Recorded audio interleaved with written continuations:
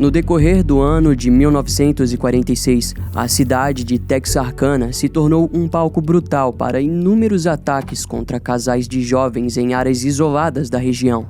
O culpado por aqueles ataques era misterioso e escorregadio o bastante para rapidamente ser chamado de O Fantasma. A mídia, na época, abraçou a história em um nível absurdo, espalhando o pânico para todo o Texas. No episódio de hoje, exploraremos esse momento sombrio para os moradores de Texarkana e descobriremos como os assassinatos ao luar de Texarkana se tornariam uma lenda mórbida para a cidade.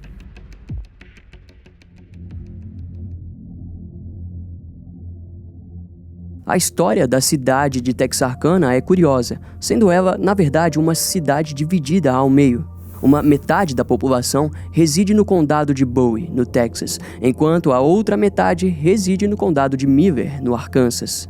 Em seu próprio nome, podemos ver essa divisão, sendo a primeira parte Tex, que faz referência ao Texas. Já Ark vem de Arkansas e Uana é em referência à Louisiana, que possuía seu espaço ao sul de Texarkana. No entanto, segundo uma lenda local, o nome da cidade teria sido inspirado em um barco a vapor do século XIX chamado de Texarkana.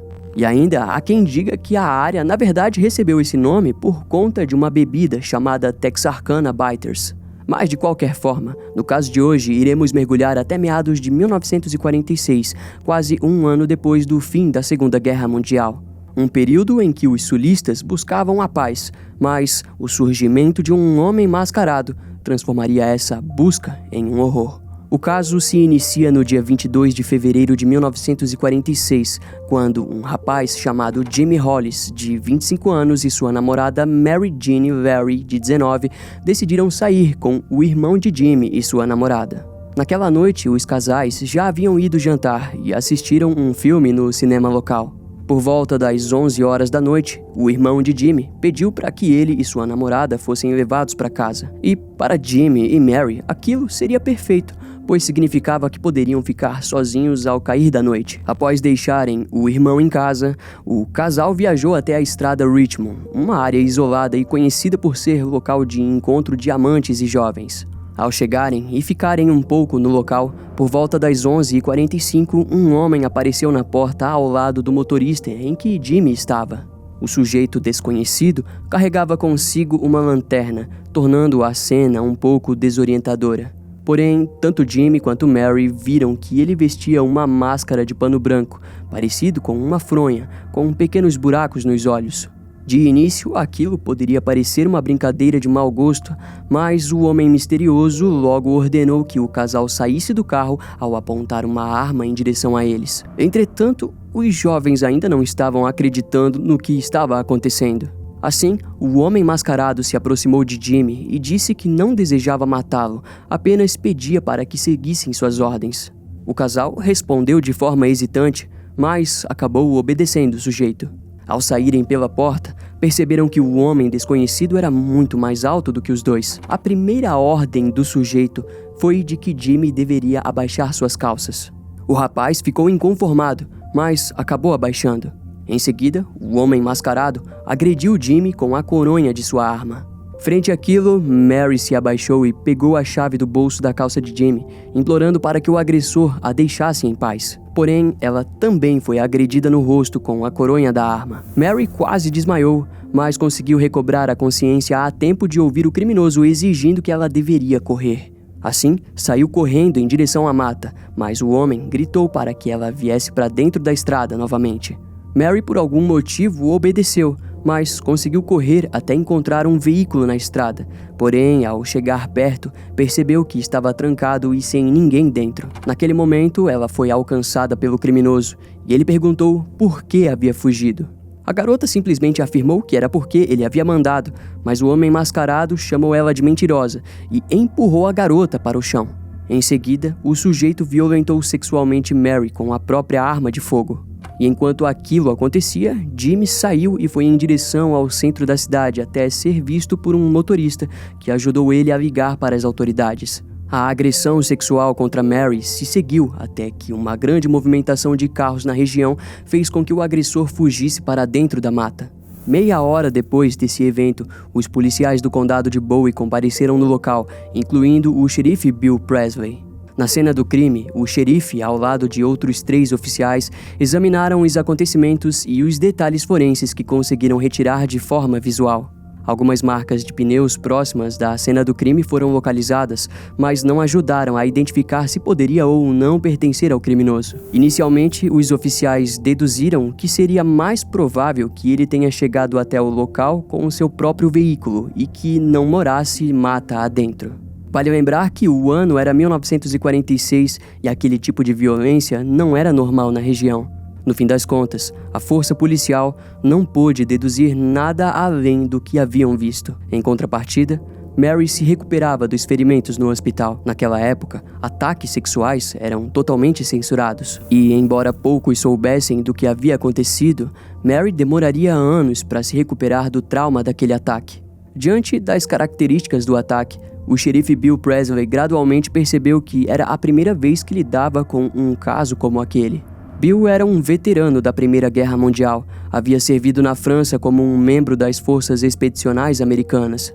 Após retornar dos serviços militares, ele conseguiu um trabalho como funcionário público e mais tarde trabalhou como comissário e tesoureiro para o condado de Bowie. Já em 1946, Bill se viu como o xerife de Texarkana e toda aquela situação remetia ele aos horrores que viu durante a Primeira Guerra Mundial. No hospital, o xerife soube que Jimmy Hollis ficaria por pelo menos 2 semanas em coma por conta das agressões. E a única testemunha que restou seria a própria Mary, que estava completamente abalada com o evento. Porém, ela foi forte o suficiente para retroceder ao momento em que foi atacada pelo homem com um saco branco na cabeça. E, de acordo com ela, ao olhar para o fundo dos buracos feitos na máscara, Mary pôde confirmar que seu agressor era afro-americano.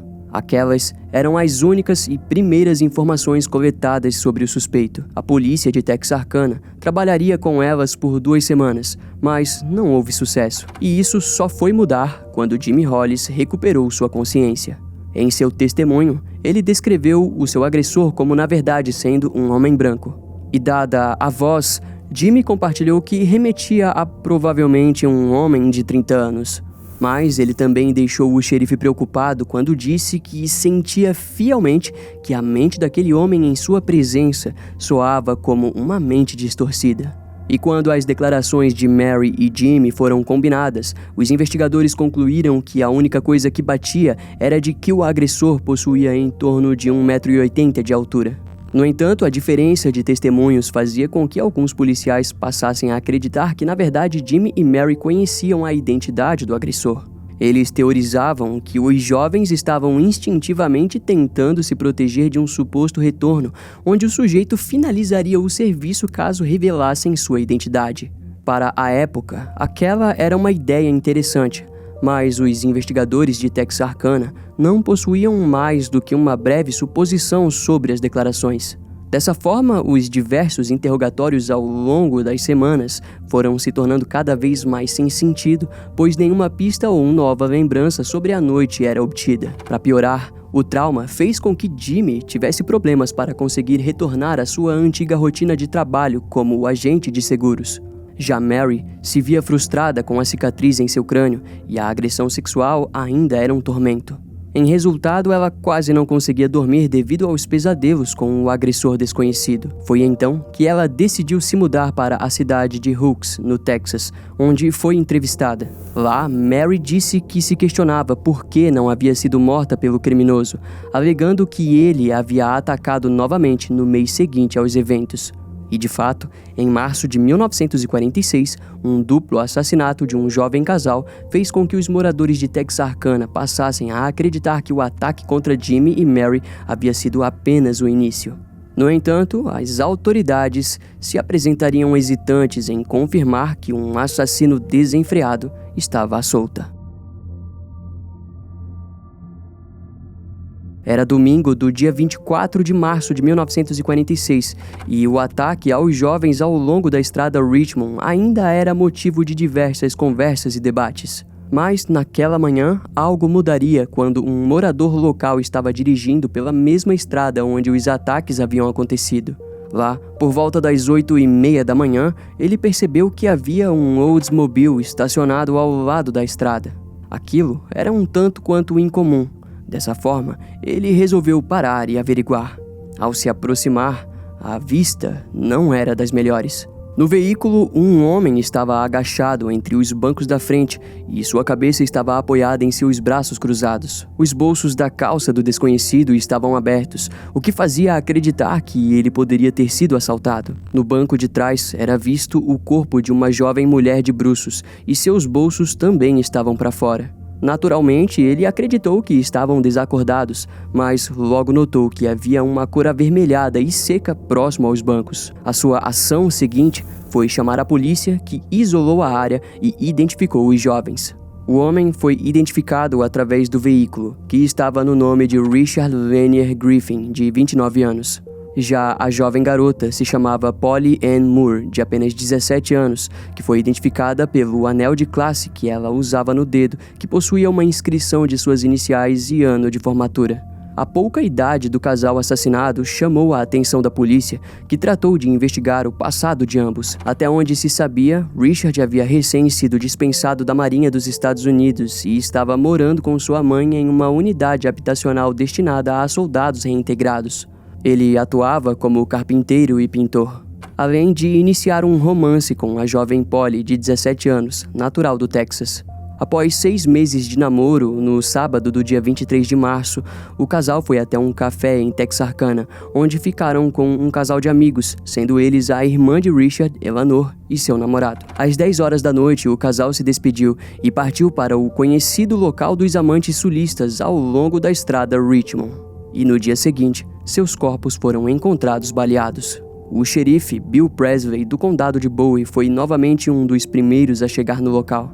Daquela vez, o chefe de polícia da cidade do Texas, Jack Runnels, estava acompanhando. Juntos de mais alguns membros da polícia, eles encontraram uma mancha de sangue a 6 metros de distância, o que indicava que as vítimas poderiam ter sido mortas fora do veículo.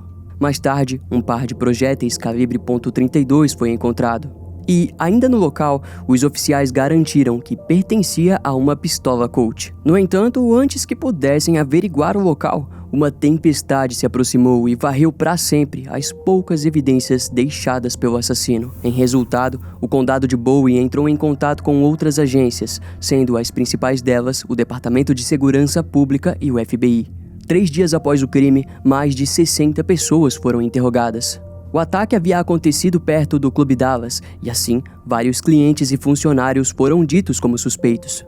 Os investigadores acreditavam que as vítimas pudessem ter ido lá e, depois, assassinadas ao retornarem para o veículo. Porém, as testemunhas do local não forneceram nenhuma informação realmente significativa para a investigação. E, eventualmente, uma recompensa de $500 foi anunciada por qualquer informação que levasse à prisão do criminoso desconhecido. A investigação se arrastou por alguns dias, até que 3 suspeitos diferentes foram presos. Todos eles foram encontrados com suas roupas ensanguentadas e tiveram dificuldades em explicar o sangue. Entretanto, o número aumentou para mais de 150 suspeitos em potencial, e de todos estes, nenhum foi acusado. Aquele duplo assassinato abalou de diferentes formas a população de Texarkana, que logo conectou ao ataque contra Jimmy e Mary no mês anterior. Assim, os jovens passaram a ser proibidos de saírem de casa e toques de recolher foram atribuídos pelos pais. Alguns moradores até mesmo passaram a patrulhar os arredores de locais onde amantes se encontravam. E ao mesmo tempo em que todas essas preocupações assolavam a região, havia uma jovem caloura de 15 anos chamada Betty Jo Booker, que tinha como sua maior preocupação suas notas no colégio. Betty era focada e sua beleza chamava a atenção dos jovens garotos que não recebiam nenhuma moral da jovem. Seu grande objetivo era se tornar técnica em medicina. Ela também era apaixonada por música e fazia parte de algumas bandas onde tocava saxofone. E naquele período de sua vida, ela também parecia desejar encontrar uma paixão. Na verdade, o mais próximo disso era sua amizade com seu melhor amigo Paul Martin, de 16 anos, que morava na cidade de Kilgore, no Texas. Os dois se conheceram no jardim de infância no Arkansas. E essa amizade se seguiu na adolescência, onde costumavam se encontrar na igreja. Assim, na segunda semana de abril de 1946, Betty e Paul possuíam planos de se ver. Entretanto, As mãos diabólicas do assassino desconhecido de Texarkana sairiam das sombras da noite para cortar os laços dessa amizade da forma mais brutal possível. Na sexta-feira do anoitecer do dia 12 de abril de 1946, Paul Martin deu seu último adeus para seus pais na cidade de Kilgore, no Texas. Ele se despediu avisando que faria uma viagem até o norte de Texarkana. Os planos eram passar o fim de semana com amigos e voltar no domingo de manhã. Ao chegar em Texarkana, Paul passou o dia na casa de um amigo e fez planos para ver Beth na noite do sábado. Naquela noite, Beth participaria de um show com uma banda chamada Reef Mares no clube para veteranos. Um detalhe é que na época o líder da banda, Jerry Atkins, havia visto na pequena Beth um talento que ultrapassava sua idade. Então, foi por volta da 1h30 da manhã que Paul chegou para buscar Beth com o seu Ford Club Coupé. Porém, antes de voltar com a garota para a cidade, os dois, por algum motivo, decidiram ir até a famosa Rua dos Amantes, onde teriam uma certa privacidade. Essa informação faz muitos teorizarem que, embora fossem grandes amigos, Paul e Beth poderiam cultivar algo a mais. No entanto, nunca teremos uma resposta para isso, porque nas primeiras horas do domingo, o corpo de Paul Martin foi encontrado por membros da família Weaver, que passavam pela Estrada Norte, próximo de uma área florestal. Em pouco tempo, eles perceberam que o garoto havia sido baleado. A polícia logo foi chamada, e o xerife Bill Presley foi um dos primeiros a chegar no local. Seguido também do chefe de polícia do Texas, Jack Reynolds, que se juntou à cena.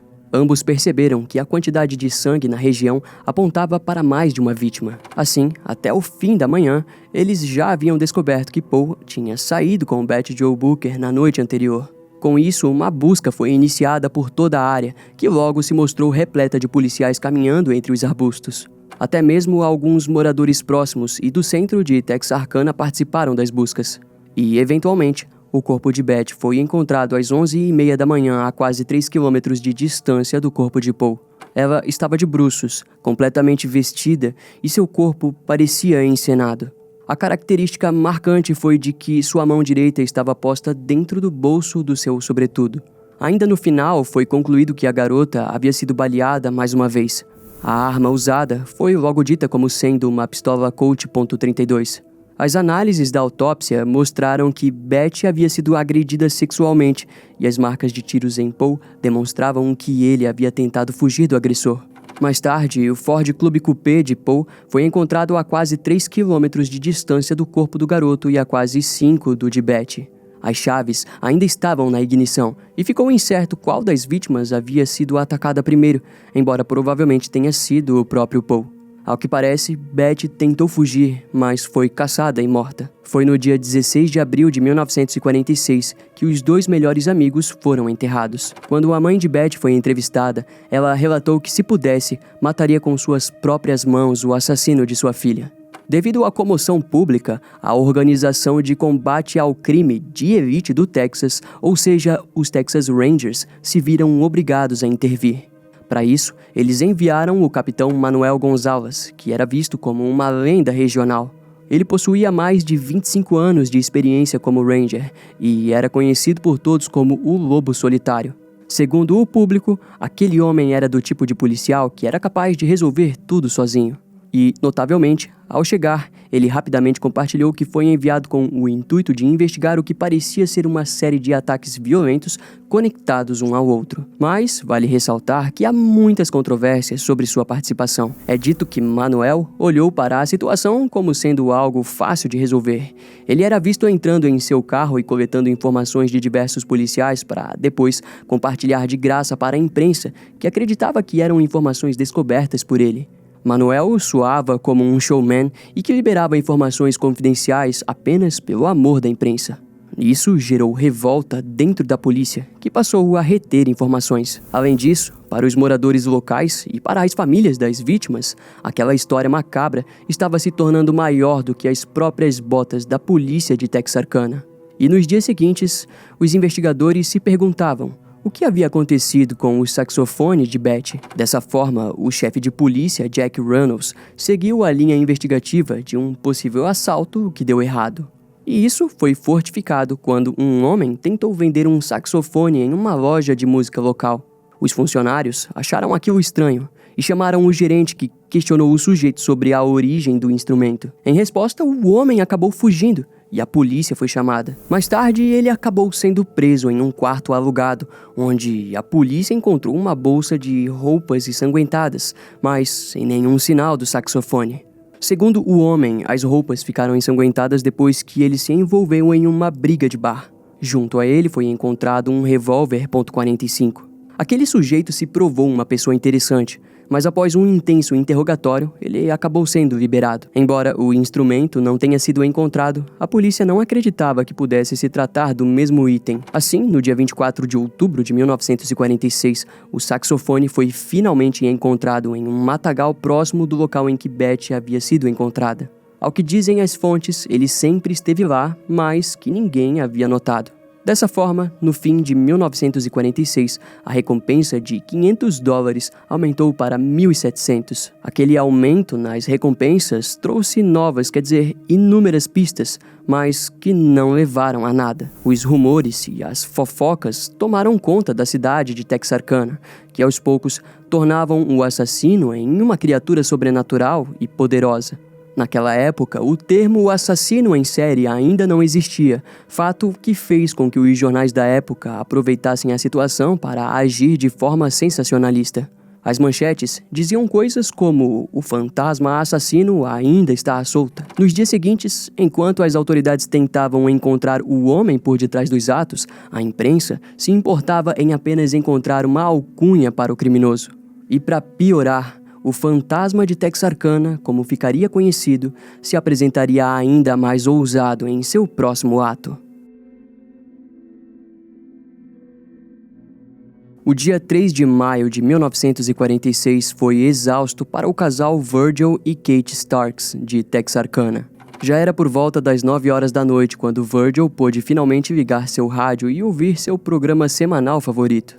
Ele estava sentado em sua cadeira na sala de estar, enquanto folheava a edição de maio de 1946 do Texarkana Gazette, quando Kate se aproximou e lhe deu um beijo de boa noite. Ao ir para o quarto, ela permaneceu na cama com dificuldade para dormir, até ouvir um som estridente. Do seu quarto, ela gritou para que Virgil desligasse o rádio, provavelmente pensando que eram os ruídos do aparelho.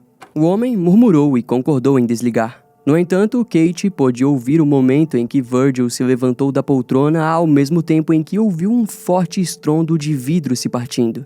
Ela rapidamente se levantou e correu até a sala de estar, onde se deparou com Virgil caído em cima da poltrona. Kate se aproximou e acabou descobrindo que ele havia sido morto a tiros. Ela correu para o telefone, mas antes que pudesse discar o número da polícia, Kate não notou que entre a janela quebrada, um homem misterioso espreitava.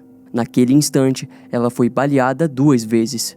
Um dos disparos atingiu sua orelha esquerda e outro seu lábio. Mas o que o assassino não esperava era de que Kate rastejaria até seu quarto, onde lembrou que havia uma pistola velha escondida. Aquela era a única forma de Kate se proteger do criminoso desconhecido. Quando retornou para a sala, os danos que havia sofrido estavam começando a pagar o preço. Junto a isso, Kate pôde perceber que o atirador, que ainda estava lá fora, tentava entrar na casa pela porta ou janela dos fundos.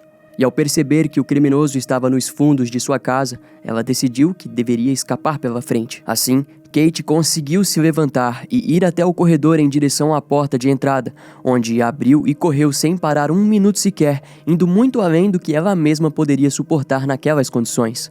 Sua primeira parada foi na casa de sua irmã e vizinha, mas para o seu desespero ela não estava em casa. Sua última opção foi correr por quase 100 metros até a casa de um outro vizinho. Para sua sorte, o Sr. Prater estava em casa, e as primeiras palavras que ouviu de Kate foram de que Virgil estava morto. Diante da condição da mulher, ele pegou um de seus rifles e disparou para o alto. Para quem não sabe, é assim que os moradores do Texas costumam mandar mensagens uns para os outros. O vizinho Elmer Taylor atendeu ao chamado e rapidamente chegou até a casa do Sr. Prater. Assim que Elmer chegou, Prater rapidamente disse para que ele levasse Kate até o hospital. E lá, os médicos fizeram uma cirurgia de emergência com o intuito de evitar que o ferimento em seu rosto piorasse. Na manhã seguinte, o Texarkana Gazette publicou uma grande manchete que relatava o ataque mortal aos Starks. A residência foi tomada por vários policiais do condado de Miller e pela própria polícia do estado do Arkansas. No local, os primeiros policiais do Arkansas foram Charlie Boyd e Max Tackett, que se depararam com uma cena brutal. Enquanto analisavam a cena, o xerife do condado de Miller, Davis, entrou pela porta e todos lá perceberam que aquele não era um simples assassino. A própria atitude do xerife foi a de convocar todos os policiais do Texas e a Polícia Estadual do Arkansas para que um bloqueio fosse criado ao longo das rodovias mais próximas. O seu objetivo era interrogar qualquer um que tentasse deixar a área. O resultado daquilo foi a detenção de 12 suspeitos, no qual apenas 3 foram mantidos para interrogatório. Ao fim do dia, os restantes acabaram sendo liberados. Os investigadores e oficiais investigaram os buracos que os projéteis haviam causado e concluíram que o atirador provavelmente tenha usado um rifle automático. O criminoso parecia ter disparado em Virgil e depois, de forma paciente, esperado por Kate. Aquilo indicava que ele sabia que haviam 2 pessoas na casa. Naturalmente, naquele ponto, todos os departamentos de polícia sabiam da existência do fantasma de Texarkana. Assim, eles rapidamente acrescentaram mais uma vítima para a lista do assassino desconhecido. No entanto, era a primeira vez que um ataque tinha acontecido em uma residência, ao invés de uma rua deserta. Também havia a diferença no calibre utilizado, levando a polícia a acreditar que havia um imitador na região. Mas essa teoria foi evitada, principalmente pelos chefes de polícia que declararam acreditar na presença de um único assassino. Perto da residência foram encontradas algumas marcas de pneu, mas que não puderam ser vinculadas a nenhum outro suspeito. Ainda na mesma semana, cães da polícia foram levados até a cena e, ao que parece, conseguiram identificar 2 cheiros diferentes na parte de trás da casa. Mas essa evidência costuma ser apresentada como questionável, indicando que possivelmente houve apenas um cheiro com aspectos diferentes. Os arredores de Texarkana estavam em alerta máximo, e aquele ataque aos Starks deixou os moradores locais em estado de pânico, medo e fúria. Tanto que em vários momentos a própria polícia acabava sendo ameaçada por moradores armados que gritavam pela identificação do assassino. Todo esse pânico fez com que a polícia focasse suas atenções em áreas próximas das cenas dos crimes, enquanto os moradores de Texarkana patrulhavam vastas áreas isoladas ao lado de suas armas. Todos procuravam por alguma coisa que apontasse em direção ao assassino, mas não houve sucesso. Foi então que, naquele período, um policial não identificado deu sua mais sincera opinião sobre o caso ao descrever o fantasma como um pervertido sexual. Aquela alegação causou um alvoroço na época. Afinal, essa é uma teoria que aplicamos facilmente nos dias atuais, mas completamente inesperada para 1946. No fim de maio daquele ano, os investigadores de Texarkana concentraram suas atenções em uma curiosa lanterna que havia sido encontrada próxima da janela da casa dos Starks. A lanterna possuía suas extremidades pintadas de vermelho, o que fazia dela um modelo único para a região. Os policiais não perderam muito tempo e mandaram a lanterna para o laboratório criminal do FBI em Washington, onde foi posta sob uma intensa análise de impressões digitais. Quando o FBI enviou os resultados, a polícia local ficou no mínimo frustrada, pois nenhuma impressão digital válida foi encontrada, indicando que o atirador possivelmente utilizava luvas. Dessa forma, a pista encontrada foi divulgada para a imprensa como forma de retirar a atenção do público da história de criminoso sexual e das revoltas locais. Em resposta, a cidade de Austin, no Texas, enviou recursos adicionais para as investigações lideradas pelos Texas Rangers e pela Polícia Estadual do Arkansas. Entre os recursos enviados, o que se destacou foi a estação de rádio móvel e uma máquina de teletipo instalada no gabinete do xerife do condado de Bowie. A máquina de teletipo foi uma máquina de escrever eletromecânica com o objetivo de enviar e receber mensagens mecanicográficas através de um canal de comunicação simples. Essa tecnologia era inovadora na época, permitindo assim o contato direto entre as jurisdições e departamentos de todo o Texas. E a primeira grande informação compartilhada foi a de um suspeito ruivo que havia sido visto armado e ameaçando os moradores da área de Texarkana. Mas aquilo foi desconsiderado, pois foi concluído que se tratava de uma briga aleatória. No entanto, para os oficiais envolvidos, foi tudo muito anestesiante, a rapidez com que aquele ocorrido foi investigado. Aquele, aparentemente, era um grande passo para a caça do fantasma de Texarkana.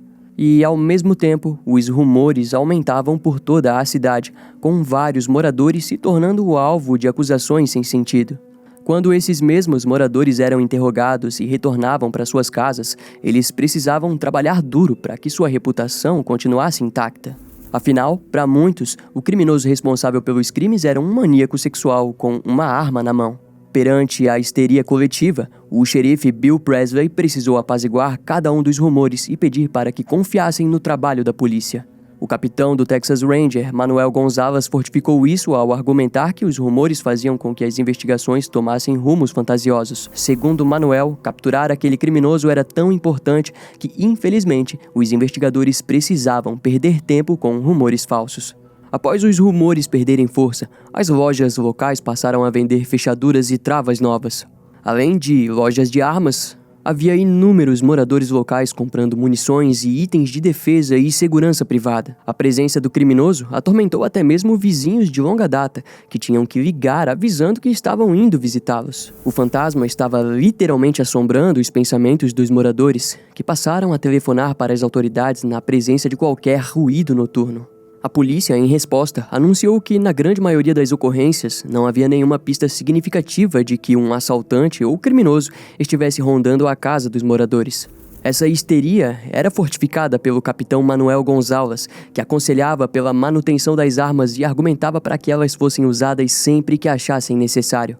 Em resultado dessa posição da lenda dos Rangers, as autoridades começaram a receber ligações sobre barulhos de tiros, onde moradores locais atiravam em qualquer um que se aproximasse de suas residências. Por sorte, até onde se sabe, nenhuma morte foi registrada, mas pelo menos uma pessoa acabou sendo baleada de raspão em uma dessas ocasiões. Com o tempo, essa histeria se tornou comum em Texarkana. Mas, estranhamente, por parte do assassino, as autoridades seriam recebidas por um silêncio perturbador que daria espaço a novos rumos para essa história. Eventualmente, de forma imprevisível, pelo menos 9 moradores locais tentaram convencer a força policial de que eram os responsáveis pelos crimes hediondos. Porém, a polícia estava bem preparada para aquelas alegações. Boa parte das informações sobre os crimes não haviam sido divulgadas, e como as informações não batiam, os malucos foram rapidamente desconsiderados. Em Los Angeles, um homem chamado Ralph Bauman confessou os crimes de Texarkana. Ralph possuía um cabelo ruivo e uma longa experiência como ex-veterano da Força Aérea do Exército. Em sua suposta confissão, ele disse que diversas vezes acordava daquilo que ele chamou de algo ruim. Depois de acordar, ele descobriu os assassinatos e sentiu, no fundo, que era o responsável por eles. Sem dúvidas, o perfil de Ralph era curioso, e ele chegou a ser considerado como um suspeito em potencial.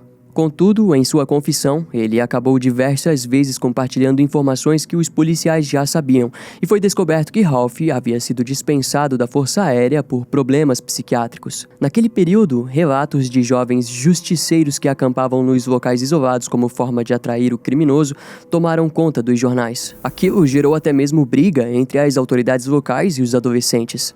Frente à ausência dos ataques, o capitão Manuel Gonzalez acabou deixando a cidade em agosto de 1946, 3 meses após o assassinato de Virgil Stark. E em outubro daquele ano, mais investigadores enviados para reforço também deixaram Texarkana. O recuo das forças foi feito de forma gradual, como forma de não chamar a atenção dos moradores e do criminoso desconhecido. Alguns dos agentes do FBI que estavam em Texarkana para auxiliar as investigações também foram retirados pela agência. Dessa forma, a investigação e caça do fantasma acabou sendo deixada novamente nas mãos das autoridades locais.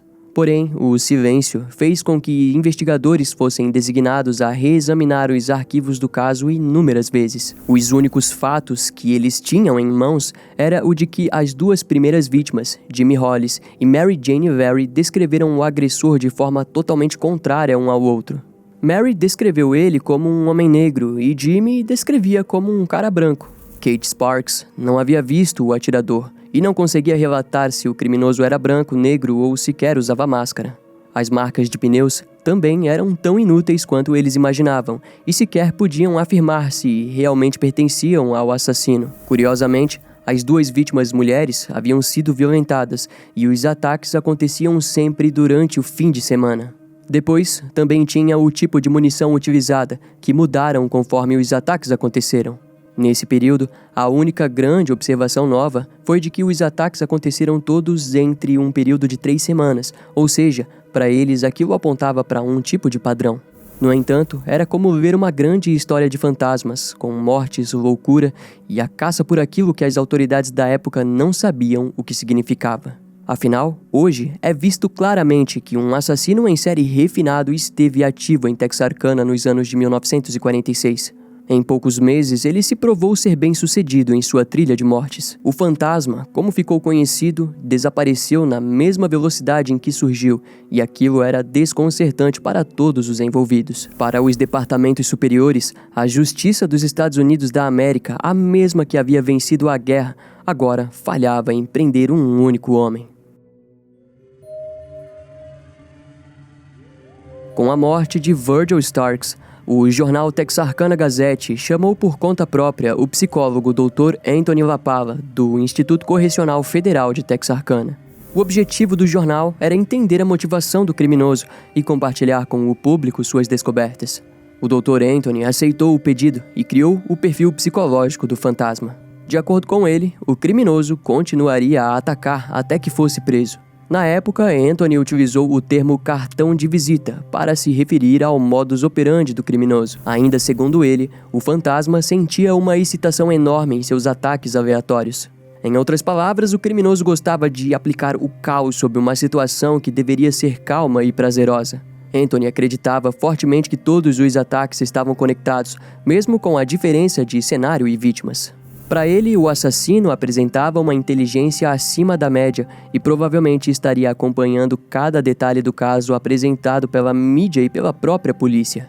Segundo Anthony, o fantasma teria entre 30 e 50 anos e vivia uma vida normal como qualquer um, mas apresentava um forte apelo sexual sádico e que provavelmente não era um veterano do exército.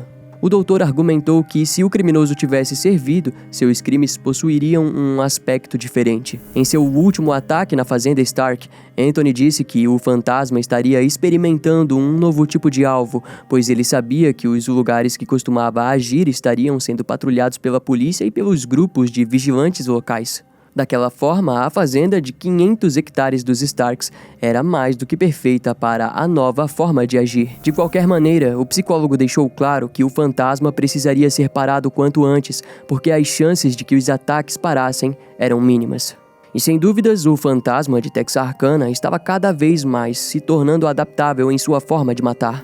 E essa visão da psicologia, no caso, nos dá abertura para falar sobre uma história curiosa que aconteceu algum tempo antes do FBI e dos Texas Rangers se ausentarem das investigações. Em julho de 1946, enquanto as investigações ainda se centravam em progredir o mais rápido possível, um oficial da Polícia Estadual do Arkansas trilhou um caminho solitário em sua própria investigação. Seu nome era Max Tackett, de 33 anos, que foi um dos primeiros policiais a chegar na cena do crime de Virgil Starks.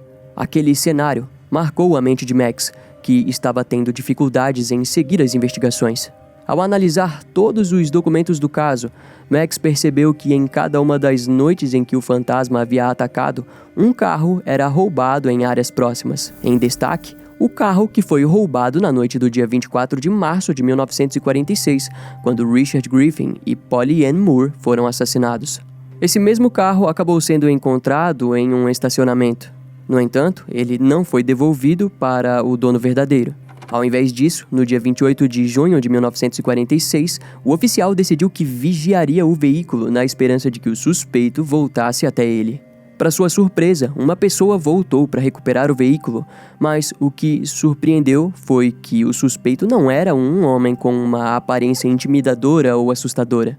Na verdade, muito pelo contrário, se tratava da garota Peg Stevens, de 21 anos na época. Max não perdeu tempo e logo confrontou a garota. Peg, porém, respondeu que havia acabado de voltar de Louisiana, onde havia recém se casado com um homem chamado Joel Lee Sweeney, de 29 anos.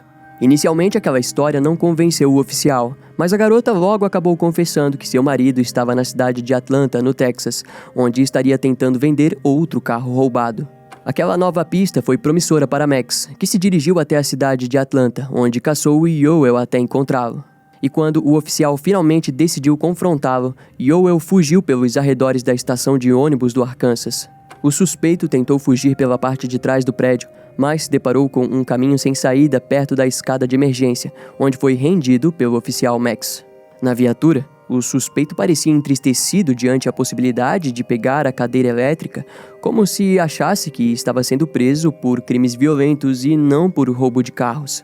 E naquela altura das investigações, Yoel veio a se tornar o principal suspeito dos assassinatos em Texarkana. O passado do suspeito era curioso. Em sua maioria, as condenações passadas variavam entre roubo de carro, arrombamento, agressões e falsificação de documentos. Quanto mais fundo iam, mais interessante Yoel parecia aos olhos da polícia. Quando os oficiais relataram a Peg que seu marido estava sendo detido por suspeita de ser o fantasma, ela pareceu espantada não pela notícia, mas informou estar surpresa em como os policiais chegaram até ele. Em interrogatório, Peg contou que um dia Yoel descreveu o fantasma como alguém com uma mente brilhante. De acordo com suas lembranças, ela informou que alguns meses antes o casal havia saído para jantar e assistir um filme. No caminho de volta para casa, Yoel teria parado ao longo da estrada perto da Spring Lake Park para dar uma mijada rápida, mas demorou para retornar. Curiosamente, era o mesmo lugar em que Paul Martin e Betty Jo Booker estavam na noite do ataque.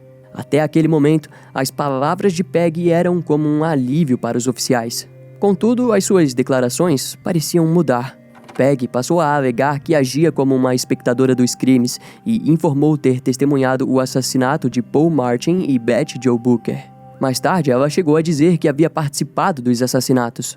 E naquela altura, a polícia já estava lidando com uma enxurrada de falsos assassinos dando confissões falsas. Assim, os meses se seguiram e aquelas novas descobertas não foram divulgadas pela polícia, que progrediram lentamente enquanto Peg e Yoel continuavam detidos por roubo de veículos.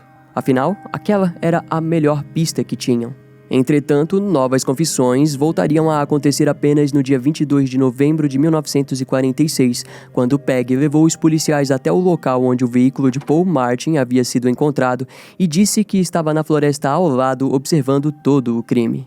Os oficiais envolvidos ficaram surpresos ao checarem os documentos do caso e descobrirem que um calcanhar feminino havia sido encontrado naquela região. Essa informação não havia sido divulgada pela polícia, como uma forma inteligente de lidar com possíveis futuros suspeitos. Na verdade, a força policial estava guardando diversas informações na época, incluindo um diário que havia sido encontrado em alguns arbustos próximo à cena do crime. E sem dúvidas, os investigadores encarregados do caso ficaram ainda mais surpresos ao ouvir Peg relatar que o diário de seu marido foi jogado naqueles mesmos arbustos. O xerife do condado de Bowie, Bill Presley, era quem havia encontrado o diário e até aquele momento não havia divulgado às outras jurisdições o achado. Frente a esses avanços, as autoridades novamente voltaram a acreditar que Yoel Sweeney era o fantasma. Porém, as confissões de sua esposa não seriam o suficiente para incriminá-lo. Daquela maneira, novas investigações mais profundas foram feitas. Os policiais conseguiram descobrir que Yoel tinha o porte de uma pistola automática de modelo Colt .32, mas que havia sido vendida antes de sua prisão. As roupas de Yoel também foram todas examinadas e em um de seus bolsos foram encontradas amostras de escória, que é um subproduto utilizado na purificação de metais. E, curiosamente, foi descoberto que Virgil Starks possuía uma oficina de soldagem em sua fazenda. Quando as amostras foram comparadas, o resultado se mostrou compatível. Aquelas recentes descobertas ao fim de 1946 deixaram a polícia local de Texarkana mais do que orgulhosa de seu trabalho. No entanto, Yoel Sweeney se viu de frente com a situação que mais temia, a sentença de morte. E diante aquilo, o suspeito se recusou a confessar os assassinatos e alegou inocência. Os interrogatórios foram intensos, mas Yoel estava longe de cair diante a pressão. As impressões digitais seriam a última forma de conectá-lo diretamente com os crimes, mas para o azar dos envolvidos, os testes não demonstraram nada conclusivo. As confissões de Peg eram a nova última arma contra o suspeito. Contudo, furos começaram a aparecer nos relatos da garota. O seu envolvimento passou a ser questionado e, com o tempo, Peg foi considerada como uma testemunha não confiável. E quando um julgamento se mostrou possível, Peg pareceu se aproveitar da queda policial e supriu suas confissões. Para piorar a situação, como ambos eram casados, a mulher não poderia ser forçada a testemunhar contra seu marido. Até então, todo o caso montado contra Yoel Sweeney parecia cada vez mais desmoronar. O fim era nítido. Eles precisariam retirar todas as acusações de assassinato contra o suspeito principal. Aquela derrota deixou a polícia frustrada, e eles ainda se esforçariam para deixá-lo preso o máximo de tempo possível. A polícia de Texarkana utilizou diretrizes de condenação extrema e apresentaram à promotoria. A tática da polícia foi convencer que ele era um infrator reincidente, ou seja, que Yoel cometeria novamente seus crimes de roubo e, dessa forma, precisaria receber uma sentença maior. Ao fim, em 1947, o criminoso recebeu uma sentença de prisão perpétua pelos roubos consecutivos de carros. E aquele foi um final formidável para os policiais. A grande caçada do então conhecido como o assassino ao luar de Texarkana, ou do fantasma, havia encontrado o suspeito mais possível, mas que, infelizmente, não foi vinculado aos crimes. Para tornar tudo ainda mais dramático, em janeiro de 1970, Yoel Sweeney apelou sobre a sua sentença de prisão perpétua e teve êxito naquilo. Em 1973, após 26 anos preso, ele foi liberado e se viu livre para caminhar novamente. Curiosamente, embora não tenhamos dito aqui nesse episódio, os crimes do fantasma pararam após a sua prisão, e a polícia de Texarkana jamais esqueceu desses fatores. Para eles, Yoel Sweeney é o fantasma. Entretanto, esse suspeito acabou morrendo no ano de 1994, abandonado em um lar de idosos na área de Dallas, no Texas. Mas a história não acaba por aí. Ainda existem alguns becos escuros para explorarmos juntos e que nos levará para dentro da vida conturbada de um adolescente e também para o norte da Califórnia de 1960. Eu estou falando de outro assassino em série que assolava a região da Baía de São Francisco sob o pseudônimo de Zodíaco. E se você ainda não conhece o infame caso do Zodíaco, recomendo que você assista também a este episódio. Os meses seguintes à prisão de Yoel Sweeney foram de completo silêncio por parte do criminoso. Da mesma forma, era nítido para todos que as investigações para encontrar o fantasma não haviam sido bem-sucedidas. No entanto, em 1948, os assassinatos ao luar de Texarkana retornaram às manchetes locais quando um novo suspeito foi identificado pela polícia. Embora a notícia tenha causado comoção na comunidade local, os fatos seguintes foram perturbadores. De acordo com as manchetes, no dia 5 de novembro de 1948, a polícia do Arkansas atendeu a um triste chamado envolvendo um suicídio. A vítima era Henry Booker Tennyson, de 18 anos, um estudante da Universidade do Arkansas. Em seu quarto da faculdade, o xerife do condado de Washington, Bruce Crider, encontrou um bilhete peculiar. Nele estava escrita uma mensagem em algum tipo de enigma que curiosamente parecia ser direcionado para os investigadores locais. O bilhete dizia o seguinte: "A abertura para a minha caixa será encontrada nas próximas linhas. Em um tubo de papel é encontrado, rola em cortes e é seco e sólido. A cabeça se remove, a cauda gira e dentro está a folha que você anseia. 2 abelhas significam muito quando estão juntas. Essas pistas devem levar você a isso." O enigma era referente a uma caneta que estava dentro do quarto, onde, dentro dela, foi encontrada uma nota. A nota possuía a combinação de um cofre. Os investigadores acreditam que se tratava do pequeno cofre localizado no próprio quarto do garoto.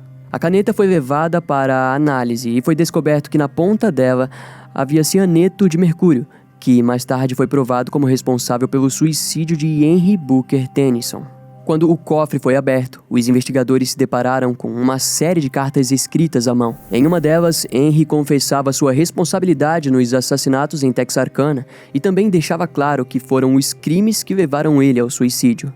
Contudo, os investigadores se viram céticos frente àquelas descobertas, porque aquilo significaria que Henry teria 15 ou 16 anos durante os ataques. A descoberta se mostrava pouco provável. Era incomum demais um criminoso tão jovem ser o responsável por uma série de ataques sem levantar nenhuma suspeita. E os investigadores responsáveis pelo caso só descobriram uma coisa que ligava ele aos crimes. Henry havia tocado na mesma banda de ensino médio que Betty Jo Booker. Porém, eles não eram amigos e provavelmente sequer se conheciam pessoalmente a ponto de trocarem 1 ou 2 palavras no máximo.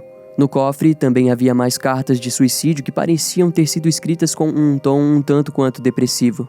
Em outras notas, Henry botava a culpa do seu suicídio em sua depressão, mas a suposta confissão parecia apenas uma forma de continuar sendo lembrado, uma forma de justificar seu ato contra si mesmo. Henry foi dado como um garoto com uma imaginação hiperativa e que parecia gostar de levar crédito por coisas que não eram possíveis. Os investigadores descobriram que aquelas fantasias pareciam preencher outros pilares de sua jovem e breve vida. O que fortaleceu aquilo foi o próprio depoimento dos irmãos do garoto, que relataram à polícia que Henry gostava de contar histórias. Os seus pais disseram que Henry jamais teve acesso a armas, e impressões digitais foram recolhidas do garoto e simplesmente não combinaram com as impressões recuperadas nas cenas dos crimes. Além de que James Freeman, amigo de infância de Henry, foi até a polícia e relatou que estava com ele na noite do assassinato de Virgil Starks. Segundo James, os dois estavam em casa jogando cartas e só foram descobrir sobre o crime ao fim daquela noite. Um tempo, talvez não tão precioso, foi perdido no caso, mas logo a carta de suicídio foi considerada como irrelevante para a investigação principal. Aqueles eram tempos sombrios para os moradores e famílias das vítimas. Após aquela trágica história, o fantasma só voltaria para as manchetes em janeiro de 1949, quando um homem negro não identificado foi preso sob a acusação de um duplo assassinato. A polícia de Texarkana não perdeu tempo e logo envolveu ele com os crimes do fantasma. O nome desse suspeito permanece desconhecido, mas ele possuía 26 anos na época de sua prisão. Segundo as fontes, a sua prisão foi em decorrência de um duplo assassinato de um casal negro na cidade de Waco, no Texas, e na violência sexual que havia empregado na vítima mulher. Em interrogatório, ele confessou seus crimes e atribuiu sua autoria no assassinato de Virgil Starks. Os detalhes dados pelo homem convenceram a polícia de seu envolvimento no crime, mas logo toda essa investigação caiu por terra novamente quando a polícia descobriu que o suspeito havia trabalhado para os Starks. Em uma investigação mais profunda, foi descoberto que, na verdade, ele morava na fazenda durante o crime, mas nada realmente ligava ele aos assassinatos. No fim das contas, nenhuma acusação oficial foi feita, mas o suspeito acabou recebendo prisão perpétua pelo duplo assassinato que cometeu. Os próximos anos seriam ainda mais silenciosos para os investigadores. No entanto, de alguma forma, eles sentiam que o caso não queria permanecer engavetado. Era como se o grande fantasma assombrasse a mente daqueles policiais cansados todos os anos. Prova disso foi quando, no dia 9 de julho de 1956, trabalhadores locais destruíram uma escola próxima a Spring Lake Park, na área onde Paul Martin e Betty Jo Booker foram encontrados mortos em abril de 1946. Já haviam se passado 10 anos dos crimes do fantasma, quando uma bolsa contendo roupas manchadas de vermelho foram encontradas no sótão abandonado da escola. As peças de roupas eram de linho branco e as manchas vermelho escuras causou um certo espanto nos trabalhadores locais que decidiram chamar a polícia para averiguar o item. A polícia de Texarkana enviou a bolsa para o laboratório criminal do estado para uma série de testes. Os relatórios eram claros. Nenhuma amostra de sangue havia sido encontrada junto às roupas, que na verdade estavam apenas manchadas de tinta. No entanto, quando os resultados chegaram, houve uma decepção pelos envolvidos, que claramente acreditavam que a bolsa poderia estar ligada com o crime de 10 anos atrás.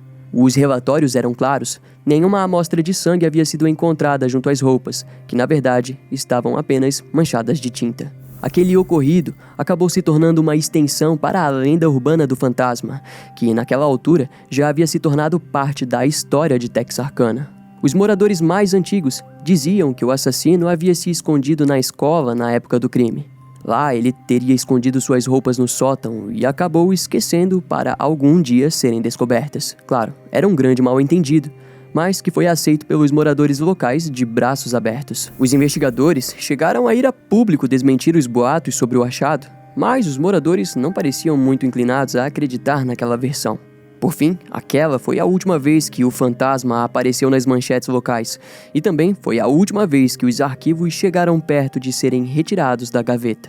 Até o arquivamento do caso, mais de 350 suspeitos foram presos e interrogados, mas nenhum deles foi acusado pelos assassinatos do fantasma de Texarkana.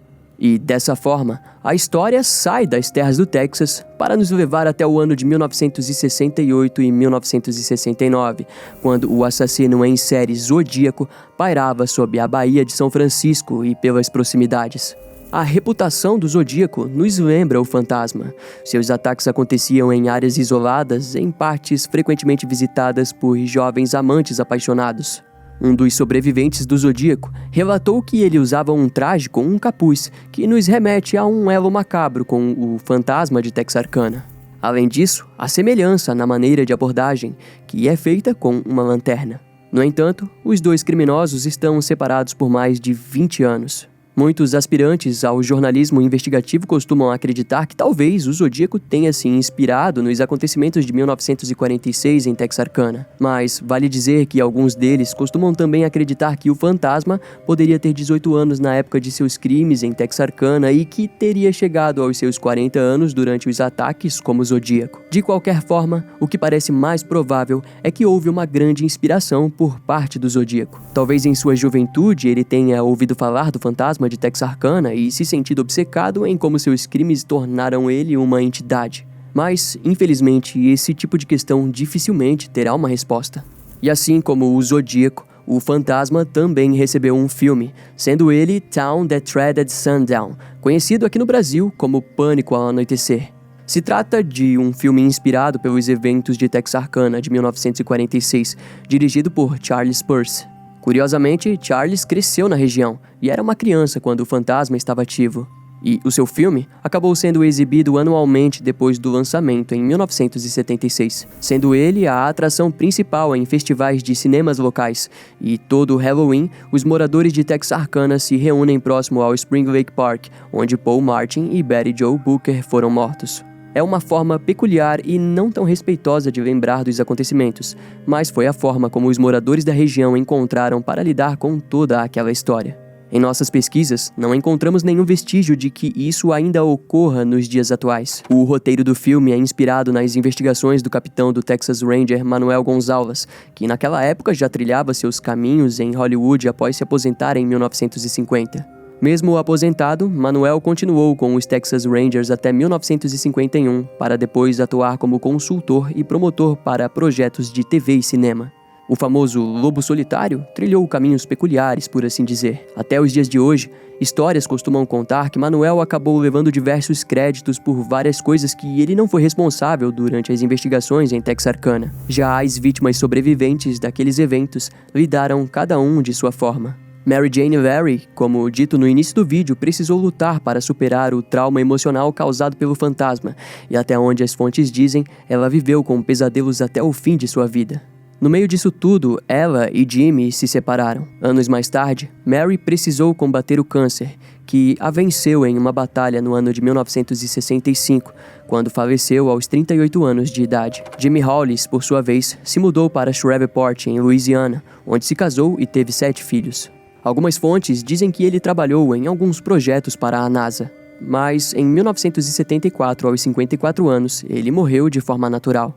A única sobrevivente, Kate Starks, se recuperou dos danos causados em seu rosto e, após cicatrizar a perda de Virgil Starks, conheceu Forrest Sutton e acabou se tornando a senhora Kate Starks Sutton.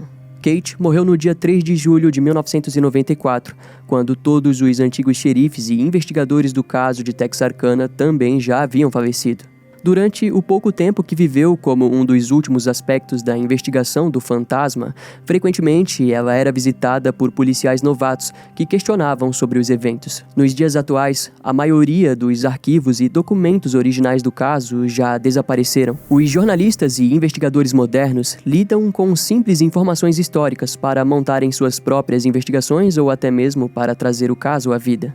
Como é o caso de James Presley, sobrinho do ex-xerife do condado de Bowie, Bill Presley, que havia vivenciado os acontecimentos de 1946. James escreveu o livro O Assassino Fantasma, desvendando o mistério dos assassinatos em série, lançado em 2014. Ele trabalhou por muito tempo como repórter para o Texarkana Gazette, mesmo o jornal responsável por compartilhar as informações do caso no passado. Segundo James, com base nos documentos que encontrou, a sua única conclusão foi de que Yoel Sweeney era o homem por debaixo da máscara do fantasma de Texarkana. Algum tempo depois, o FBI também liberou em seu site os arquivos digitalizados sobre sua investigação do caso, que contam com um total de 1000 páginas, onde em uma delas é possível ver a digital coletada em uma das cenas do crime, do suposto assassino. E assim, finalizamos o episódio de mais um caso histórico, onde um assassino em série notório escapou com sucesso da justiça.